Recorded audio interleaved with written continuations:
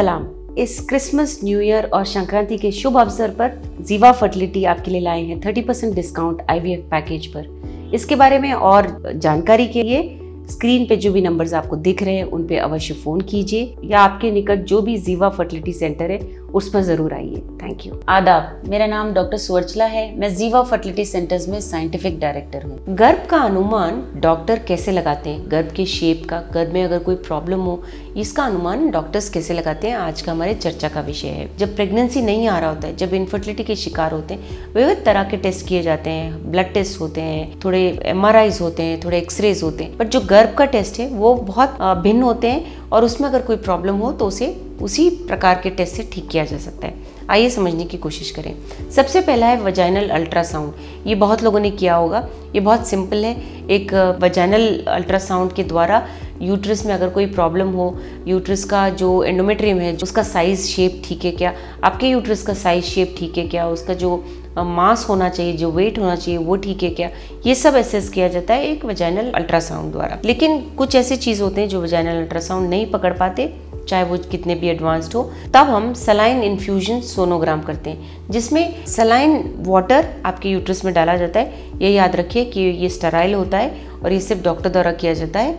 Uterus में डालने के वक्त इसके स्कैन में देखा जाता है कि जो फ्लूइड है वो ट्यूब्स के दोनों तरफ से बाहर आता है। अगर बाहर आता है तो इसका अनुमान लगाया जाता है कि ट्यूब्स ओपन है, और अगर ब्लॉक्ड हैं तो वो सलाइन वाटर है वो बाहर नहीं आता है। इससे ना केवल ट्यूब्स के बारे में, यूट्रस के बारे में बहुत ज़्यादा इन्फॉर्मेशन मिल सकता है कि कहीं कोई फाइब्रॉइड है, पॉलिप है, कोई शेप में कुछ गड़बड़ी है। ये सब सोनो हिस्टोग्राम द्वारा या सलाइन इन्फ्यूजन सोनोग्राम द्वारा पता लगाया जा सकता है। अगला है हिस्ट्रोसैल्पिंगोग्राम।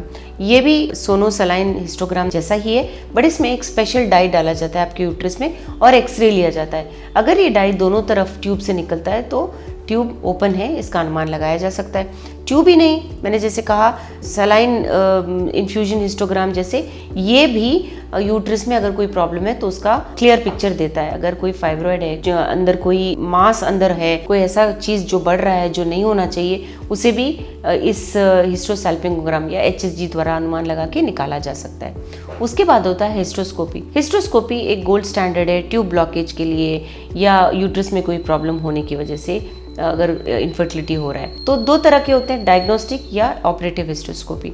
डायग्नोस्टिक हिस्ट्रोस्कोपी प्रॉब्लम क्या है देखने के लिए किया जाता है। एक छोटा सा दूरबीन आपके यूट्रस में डाला जाता है और आपके यूट्रस में देखा जाता है कि कहीं प्रॉब्लम है तो कहाँ है और ये क्यों है। इसके द्वारा ये पता लगाया जा सकता है कि कहीं पॉलिप है, फाइब्रॉइड है, कहीं पिछले सर्जरी की वजह से, पिछले सर्जरी अगर आपने कराया उसमें कुछ प्रॉब्लम की वजह से कोई दाग धब्बा रह गया जिसकी वजह से वहाँ पे ब्लड फ्लो ठीक से नहीं हो रहा है, ये सब भी उसके बारे में पता लगाया जा सकता है। Diagnostic hysteroscopy co operative hysteroscopy में बदल सकते हैं, यानी कि अगर प्रॉब्लम का अनुमान लगाया गया है तो उसे ठीक भी किया जा सकता है ऑपरेटिव हिस्ट्रोस्कोपी द्वारा। तो जैसे मैंने कहा, अगर अंदर पॉलिप्स हैं, फाइब्रॉइड्स हैं, अगर स्कार टिश्यू, पिछले सर्जरी की वजह से कोई स्कार टिश्यू है वो ठीक किया जा सकता है। और अगर शेप में भी, जैसे सेप्टम, यानी कि गर्भ के अंदर कुछ ऐसा दीवार जैसा आ गया जिसने गर्भ को 2 भाग में बांट दिया, इससे भी मिसकैरेज ज़्यादा होते हैं, प्रेगनेंसी नहीं आना बहुत अक्सर देखा गया है, उसे भी ऑपरेटिव हिस्ट्रोस्कोपी द्वारा जो दीवार जैसा भाग है उसे निकाल दिया जा सकता है। ठीक करके आपको नेचुरल प्रेगनेंसी के भी चांसेस दिए जाते हैं। हिस्ट्रोस्कोपी के रिस्क बहुत कम होते हैं, बिल्कुल नहीं के बराबर होते हैं। आजकल बहुत अच्छा इक्विपमेंट आ गया है, डॉक्टर्स का ट्रेनिंग और स्किल बहुत अच्छा हो गया है, तो उसका रिस्क बहुत कम होता है।